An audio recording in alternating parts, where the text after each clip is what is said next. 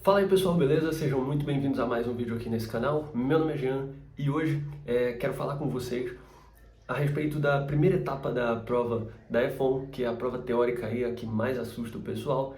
Se você não viu, eu fiz um guia completo falando tudo sobre a prova, o tempo que dura o curso, sai formado no quê, quanto que recebe, segue carreira, enfim. Um guia completo e geral de tudo que você pode saber, de tudo que é, assim, relevante para a prova. Se você quiser conferir, vou estar deixando o link aqui na descrição. E hoje vim trazer para falar melhor para você que viu o vídeo, tem interesse em fazer a prova. Eu vou te contar melhor sobre o que cai nessa prova, como que funciona, qual que é o nível de dificuldade, o que você tem que ficar esperto e, digamos assim, te passar algumas dicas aí para você que vai fazer a prova. Então, eu vou aqui para o computador, como a gente já fez no outro vídeo, e vocês vão entender melhor lá, beleza? Então, vamos nessa!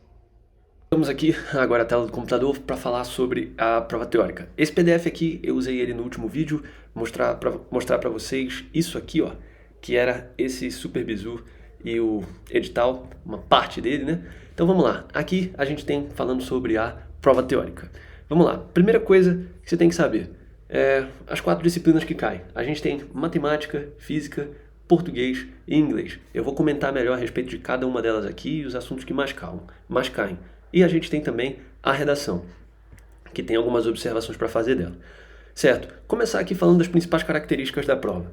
A primeira coisa, cara, é uma prova direta, tradicional, sem muita pegadinha, como o Enem da vida, por exemplo, que você tem ali um monte de texto, aí no final tem um comandozinho que você acabou, não precisava ler tudo. Não, você consegue ler, bater o olho, saber o que está sendo pedido e identificar se você sabe ou não, se aquela questão você deve pular, enfim, de acordo ali com a sua análise. Então, eu digo, voltando aqui rapidinho, eu digo, são questões bem elaboradas, sim, são questões bem elaboradas, mas você consegue identificar ela facilmente.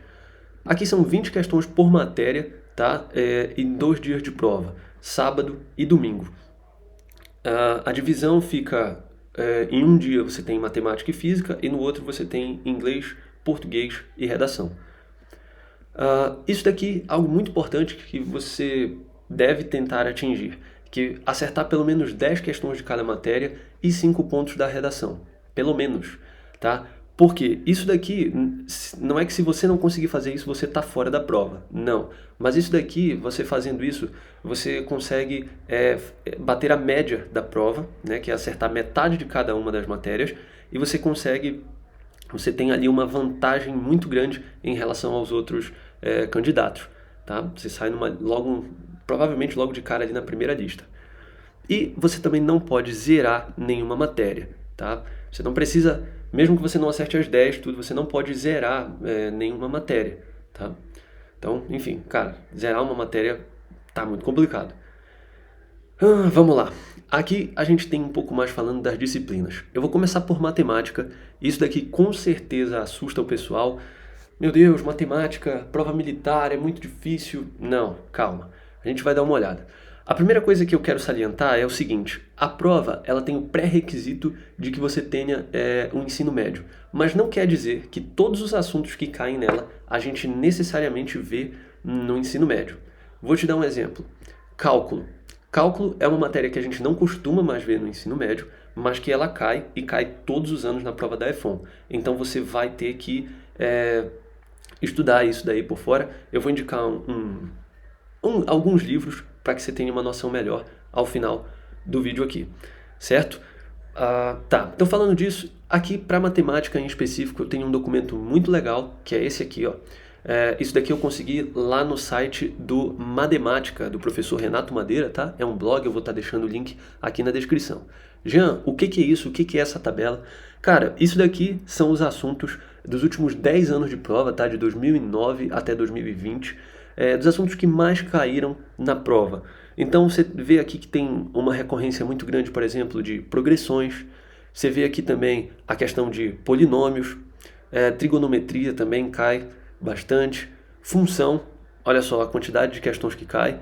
Então assim, tem assuntos que você vai ver não é nem se ele vai cair, é quantas questões vão cair. Por quê? Porque sempre cai. Olha só, limite e continuidade. Todos os anos aqui tiveram pelo menos uma questão. A parte de derivada, que também é cálculo, integral, então sempre tem, tá? Questões desse tipo aqui. Geometria plana, ó, cadê? Vetores, que é também da parte de analítica, ó, reta, tudo. Isso daqui cai. E geometria espacial. Isso daqui eu vou já dar um bizu também. Então vamos lá. Voltando aqui para o PDF. Cálculo, você tem que estudar, tá? Sempre cai. Geometria analítica, que é ali R3 e R2, você tem que estudar a parte de vetores e também está bem afiado em funções. Probabilidade e análise combinatória, que são matérias ali que eu julgo muito... É uma matéria que ela sempre pode te surpreender. Não importa quantas questões você tenha feito, sempre pode ter uma questão ou outra que vai te desafiar, que você pode não conseguir fazer. Então é uma questão que conteúdo que você tem que estudar bastante. Binômio de Newton e lógica. Esse lógica que eu botei um asteriscozinho, porque até então, até a época que eu fiz, ele não caía, mas eu falei com o pessoal aí que fez a prova mais recente, e agora parece que tem umas questões voltadas assim para isso. Geometria plana e espacial.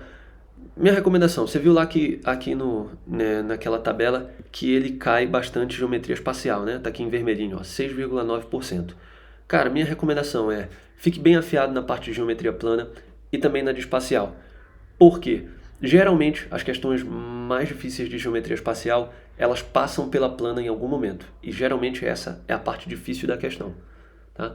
Funções, cara, estude muito bem funções, porque ela vai servir tanto para a parte de geometria analítica quanto para a parte de cálculo.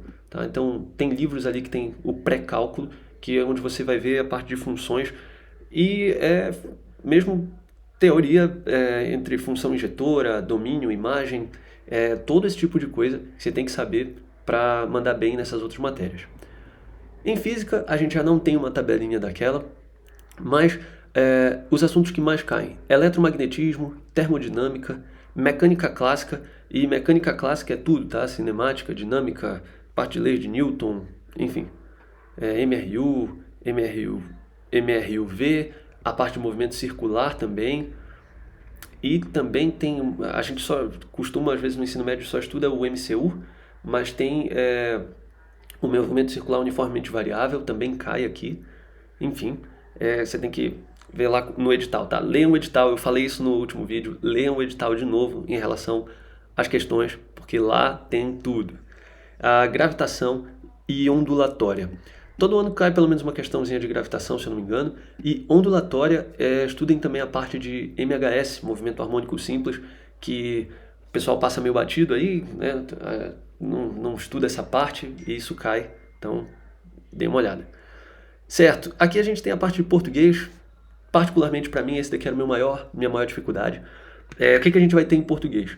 A parte de interpretação de texto, que sempre cai, eu vou já explicar esse asteriscozinho.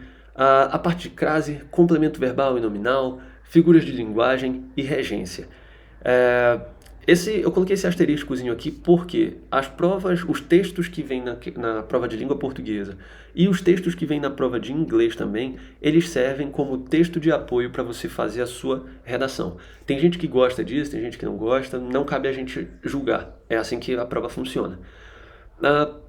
Português, cara, eu indico, faça muito exercício e pegue uma boa gramática para você poder estudar e fazer. Não tem fórmula mágica aqui. Na verdade, nada disso aqui tem fórmula mágica. Você tem que sentar, estudar e aperfeiçoar.